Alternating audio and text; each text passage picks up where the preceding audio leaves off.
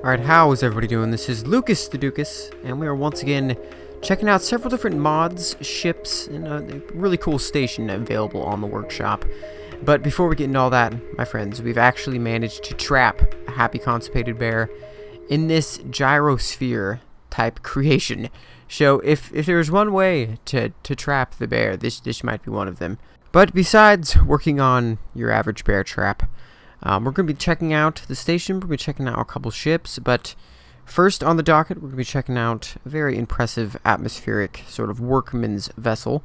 This would be called the Saurian's Dynamic Orbital Landing Craft, made by a user by the name of CHURROSAUR. This little, I don't know what you'd call this, a gyrosphere? There might be a better word for it, but a pretty impressive little endeavor involving some, what looks like to be some rotors spinning around a large reactor. Pretty cool. Yeah, it's sort of a focus grabber, so it's sort of hard to pay attention to anything else besides this. But there's also a couple other cool things going on. These very cool modded doors, an assortment of buildings. Here's the control building, and everything is very nicely labeled. So the O2 and the hydrogen in this room, and it's very nice. It also has a very impressive welding room down here. So yes, I don't know why that one hangar door is popping out right there, but so my friends, we have a couple ships here. Both of these ships are very capable of taking care of your planet needs. Basically, that's what this episode is going to be about. A couple different ships to make all of your endeavors on the planet a little bit easier, a little bit more streamlined. So this thing we got right here is very impressive gray looking atmospheric build. We're going to take a good look at the inside of this thing so we can see a large assortment of these connectors to access the ship's storage, along with some rotors that are being able to activate this ramp up and down. As you can see, we have a very nice stepping stone to get to the rest of our station. So it's a very small build in here, you guys, but this thing is just so impressive. It's just very quick and a very slim design. So you know it's not really going to affect the FPS much at all, and it also is not going to. It's not going to be very clunky. It's going to be easy to maneuver. So we got, you know, we even took enough time to put a makeshift bed in here. As you can see, we have assemblers for a little bit of production. We also have refineries, so this thing is completely set up. You press this button right here, and it turns on all of our LCD signs.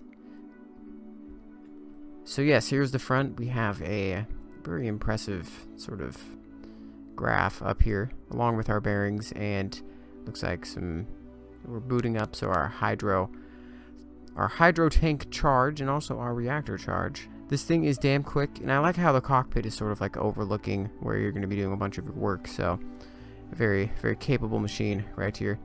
We have, keeping it afloat is, you know, the two large atmospheric thrusters, along with 6 hydro thrusters on each side, so a total of 12.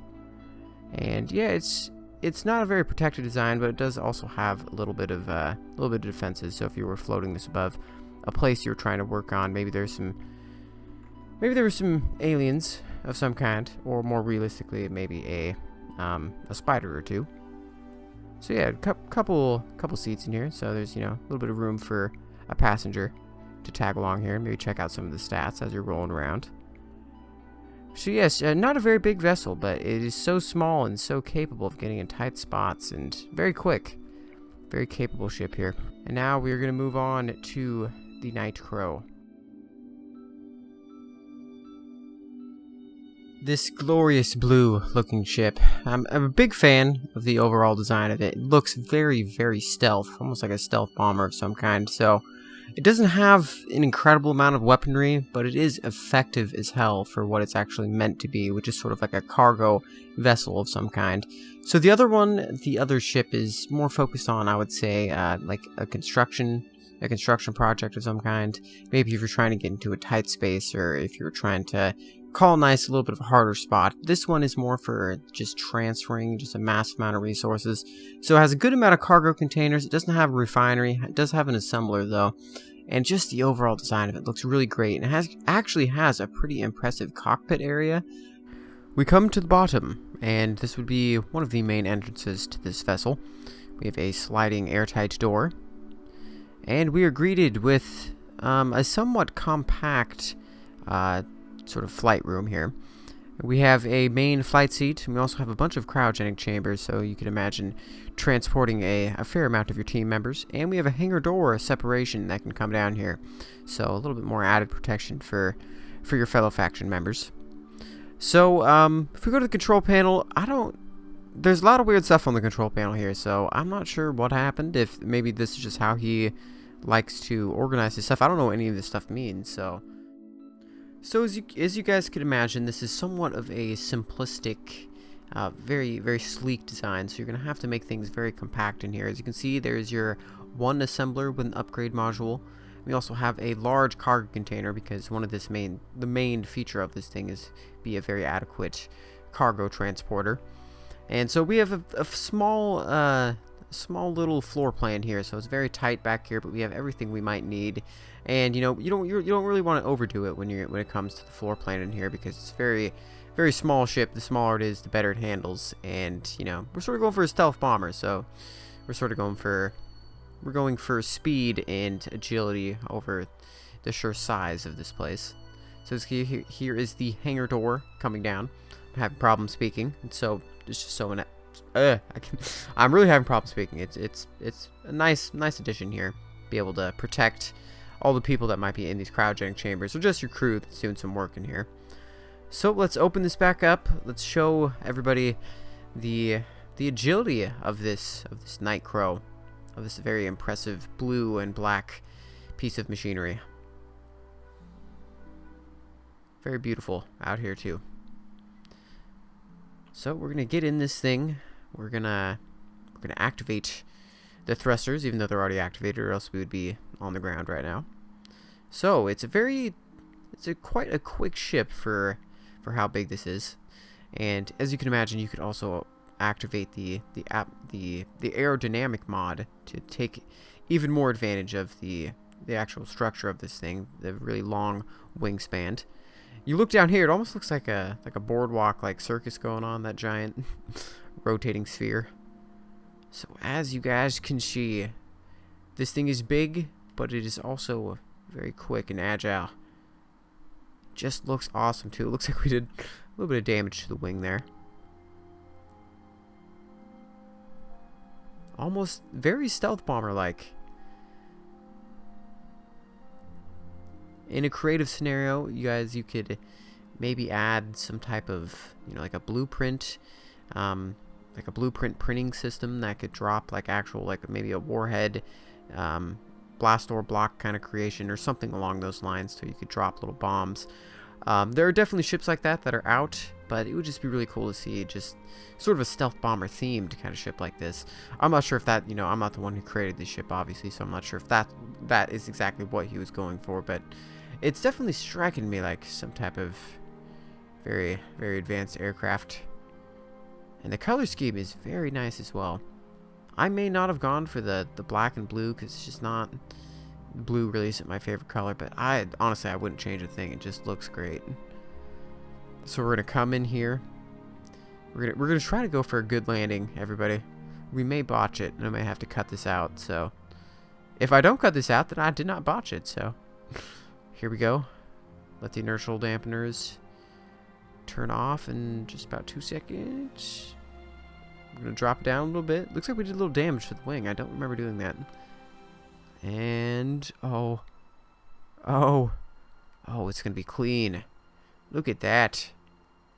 Look at that. And just imagine this thing seats like 15 people. I mean, if you want to count the cryogenic chambers, seats alone, it seats about 5. But just an impressive vessel, my friends.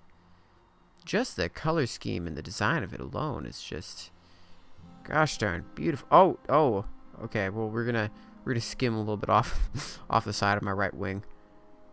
That actually might look a little better, a little bit less damaged, anyways.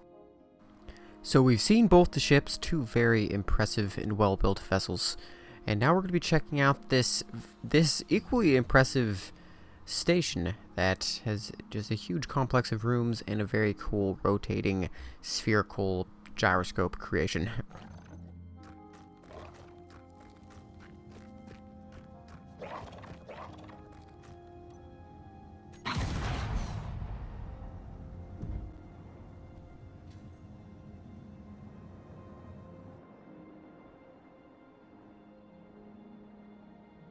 just a beautiful centerpiece for this whole place.